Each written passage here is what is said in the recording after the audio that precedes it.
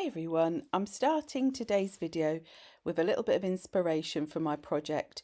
We recently went for a walk in a local woodland and it's bluebell season at the moment, so I captured just this little bit of sort of magical nature that I thought you might like to see.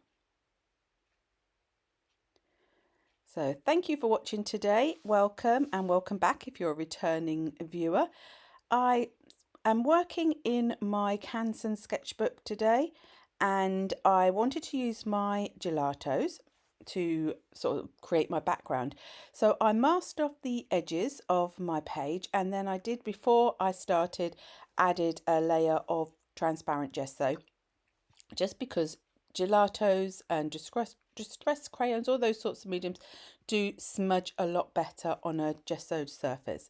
So I will, as always, list what I have used in the description box below. So do please check that out if you want to know. But as always, I would say everything I do in my videos, you could replicate using the mediums and the materials that you have yourself at home. So you don't have to use exactly the same, but if you do want to know, I will list them in the description box. So I am using a mix here of Gelatos, which I am smudging with my finger, but they are also water reactive, so you can water them out.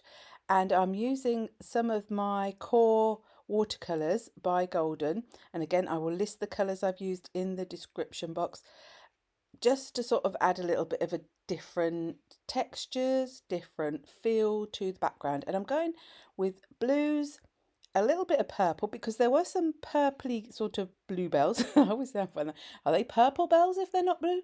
Well, there we go. I don't know. But those were the colours. Excuse me this morning. I've got a really croaky voice. I think it's a bit of hay fever.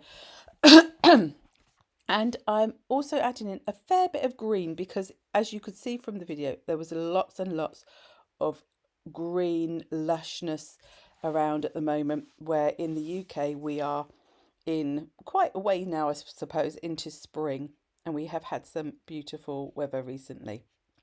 So again, I'm using a mixture between the Gelatos and the watercolours. It did have a little bit of a funny effect, some of the watercolours on top of the Gelatos, but it all worked together fine. Then once that was dry, I wanted to really get that feel of the foliage that we'd seen, and so I'm using this stencil now. This is a D'Inkable that was from Be Crafty, so I will look to see if it's still available, and if it is, I will link directly to that on their website. They are a UK based company, so please be aware of that. But if they haven't got it, I'll link to their website anyway, so that you can have a look, because there's something similar, although I'm sure that most of you would have some sort of leaf based stencil in your stash. So I did debate, should I use green to add this, but I wanted to add a little bit more lightness back into the page, so I decided to go with white acrylic paint. So I'm stenciling it on with my little stipply stencil brush, and I'm sort of having it all just come in because I thought that sort of gave that sort of fairy glen kind of look. But I did want to outline them a little bit, so I'm using, it's a Faber Castell Polychromos pencil, so just a colouring pencil, not a watercolour pencil is what I'm trying to say here. And I think it's Cobalt Turquoise, and I just wanted to outline the leaves, and then I decided to go in and add just a little bit of detail inside, not very much. But I just wanted them to stand out a little bit more, to give them a little bit more definition, I guess is what I'm trying to say in a very bad way.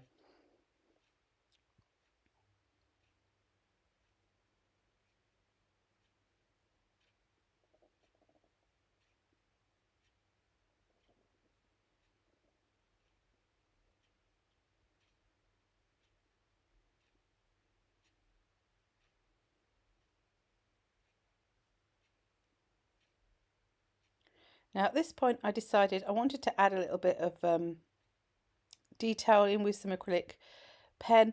I started with the gold, but it really wasn't showing, so I thought, I know, I'll just do some little black dots. So these are the Copic Acreas, and they have quite a fine point to them. but any acrylic mark you do, I could have used my Posca pen, I could have used my Artex, I could have used, you know, any acrylic marker that I had, but these tend to be to hand, and because they've got a nice fine point, they're nice to do little tiny dots around there. So I just wanted to add a few of those in.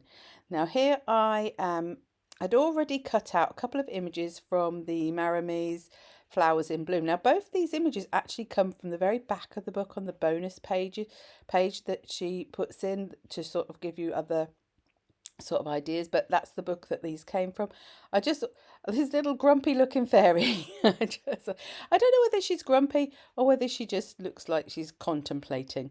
So I wanted to have something behind her. Initially I was going to stick the images right at the bottom of the page, but when I sort of positioned them and it looked a bit too cramped at the bottom, so I decided I wanted them to go in the middle, but I didn't want them to look weird. So I found this washi tape, which I then discovered I was at the very last tiny bit. Now I've actually finished a whole, what do you call it, a whole tube, no, a whole reel of this washi tape. So the last bit actually isn't a see-through because it tore off the back of the cardboard tube as well. But I used what I could, and I'm just using a normal acrylic glue today.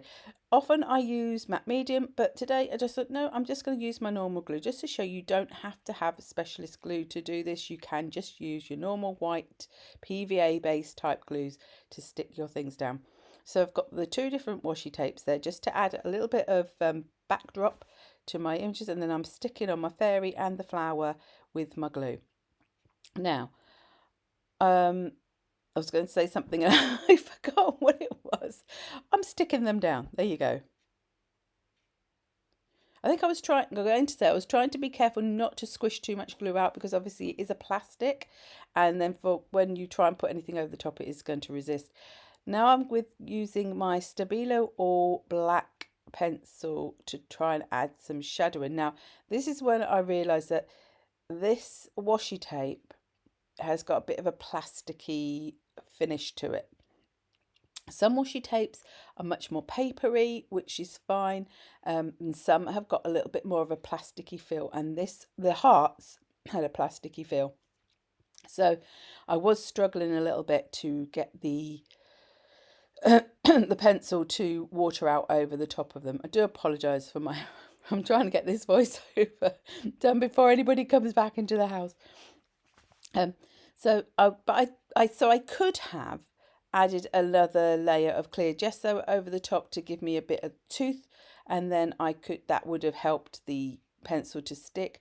But I was already in the sort of the process of doing the page, so I just kept going and just persevered and decided that if it wasn't going to stick in certain areas, I would just let it be. And sometimes, especially with art journaling, when it's in a book and it's just a bit of joyful play, or something you're doing for the enjoyment of it, I'm not going to worry. It's not, nobody's putting this on a wall, nobody's going to be coming round to inspect what I've done. It's for me and you, but mostly for me.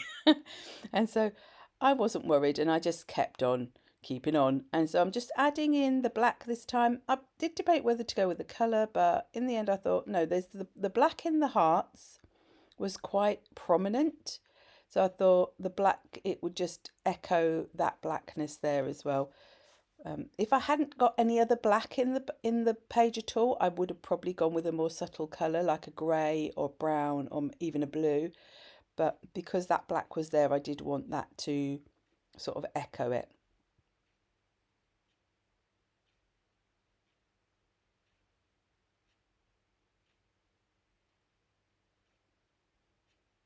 And then I sort of felt, because I did leave a little bit of a border around the images, and I felt that they looked a little bit not out of place, but plonked on top.